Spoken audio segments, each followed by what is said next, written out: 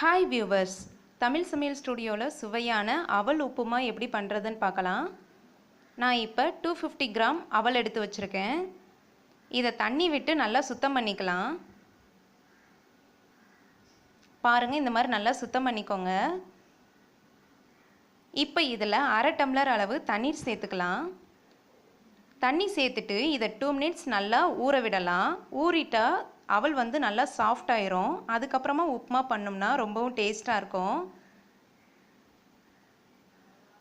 ஒரு பேனில் 2லிருந்து 3 டீஸ்பூன் அளவு ஆயில் சேர்த்துக்கலாம்.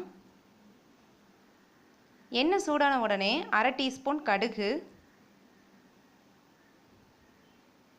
அரை டீஸ்பூன் உளுந்து, அரை டீஸ்பூன் சீரகம் சேர்த்துக்கலாம். கடுகு வெடித்த உடனே 3 காஞ்ச மிளகாய் சேர்த்துக்கலாம்.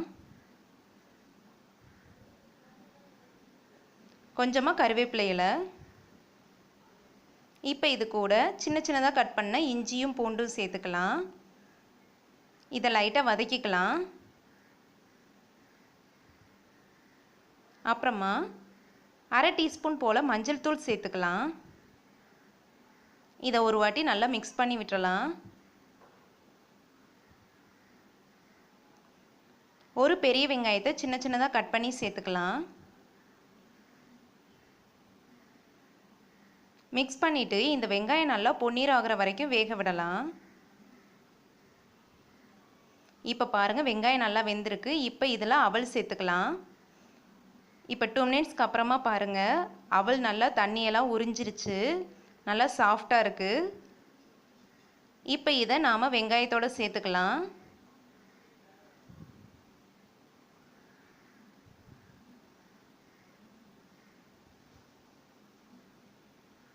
இது கூடவே 1 டீஸ்பூன் அளவு லெமன் ஜூஸ் சேர்த்துக்கலாம்.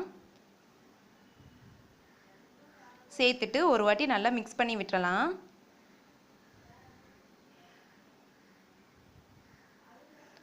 அப்புறமா உப்புமாவுக்கு தேவையான அளவு உப்பு சேர்த்துக்கலாம். சேர்த்துட்டு எல்லாத்தையும் நல்லா மிக்ஸ் பண்ணி விட்டுறலாம். கடைசியாக கொஞ்சோண்டு கொத்தமல்லி இலை சேர்த்துடலாம். அவ்வளோதான், சுவையான அவல் உப்புமா தயாராகிருச்சு. ரொம்பவும் சிம்பிளாக பண்ணிடலாம். உங்களுக்கு இந்த டிஷ் பிடிச்சிருந்துச்சுன்னா லைக் பண்ணுங்கள், ஷேர் பண்ணுங்கள், மறக்காமல் சப்ஸ்கிரைப் பண்ணுங்கள். தேங்க்யூ.